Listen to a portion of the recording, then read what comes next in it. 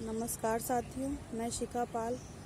जैसा कि आप सबको पता है कि हम लोग यहाँ पे धरने में लगातार 59 दिन से लगे हुए हैं और मैं एक भी दिन मेरा ऐसा नहीं हुआ होगा कि जब मैं इस धरने में ना गई हूँ।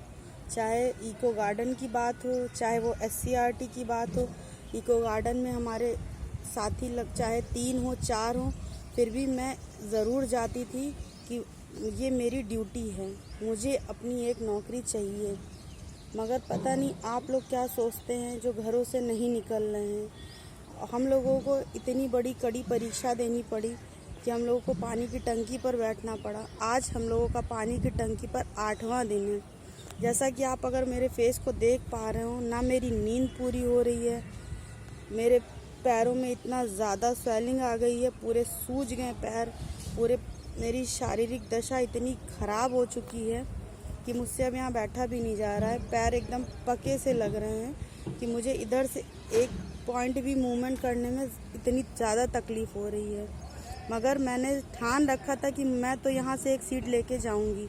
मगर आप लोगों का पता नहीं क्या प्रॉब्लम है कि जब हम लोग इस धरने को 2 महीने दे सकते हैं, अब हम लोग तो जीत के इतने करीब आ चुके हैं कि बस अब कुछ ना कुछ सरकार द्वारा हम लोगों को आश्वासन मिलने वाला है, फिर भी आप लोग घरों से नहीं निकल रहे हैं। ये आप जानिएगा कि ज़िंदगी भर आपके पास पछताने के अलावा कुछ रह नहीं जाएगा, क्योंकि 3 से 4 दिनों के अंदर अगर हमको भारी संख्या में भीड़ नहीं मिलती है, 4, 5, 6 हज़ार जितनी भी मैक्सिमम, वो आप पर निर्भर करता है कि आप कितना जनबल दिखा सकते हैं। क्योंकि हमारी तो अधिकारियों से बात चल रही है, मंत्रियों से बात चल रही है। अगर कुछ भी होता है तो हम लोगों का तो है निश्चित, क्योंकि हमने इस मुहिम को इतना ज़्यादा बढ़ाया और हम लोग इतना ज़्यादा इस चीज़ को लिए डेडिकेटेड हैं, तो हम लोगों का तो होना निश्चित है। अगर जैसा कुछ भी होता है, सरकार के द्वारा जो भी फैसला लिया जाता है।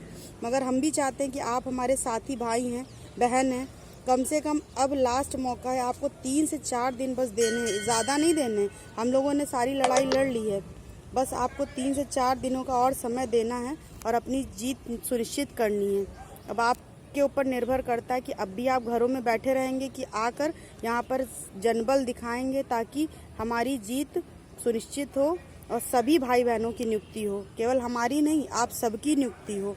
तो मैं आपसे प्रार्थना कर रही हूँ, प्रार्थना तो मैं बहुत बार कर चुकी हूँ।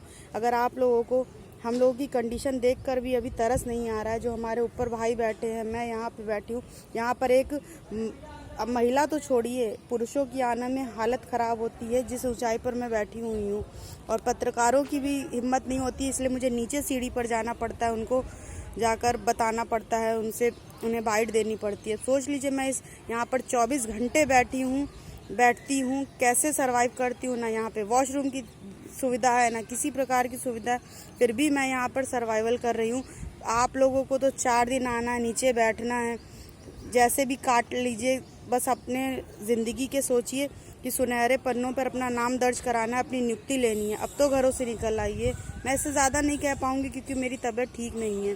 वो अब आप पर निर्भर करता है कि आप अपनी नियुक्ति लेना चाहते हैं कि घरों में जीवन भर ऐसे ही बैठे रहना चाहते हैं। क्योंकि हमारी भी ताकत अब ख़त्म हो रही है। हम लोगों ने भी कह दिया है, अगर बीच का रास्ता सरकार कहती है तो हम लोग भी नीचे उतर आएंगे और बीच के रास्ते पर हामी भर देंगे, ताकि जो भाई संघर्ष में हमारे साथ हैं, जो बहनें हमारे संघर्ष में साथ हैं, उनका ना छूटने पाए। और बाकी अब आपकी इच्छा है, आपको नियुक्ति लेनी है कि नहीं लेनी है, वो आप पर निर्भर करता है। धन्यवाद।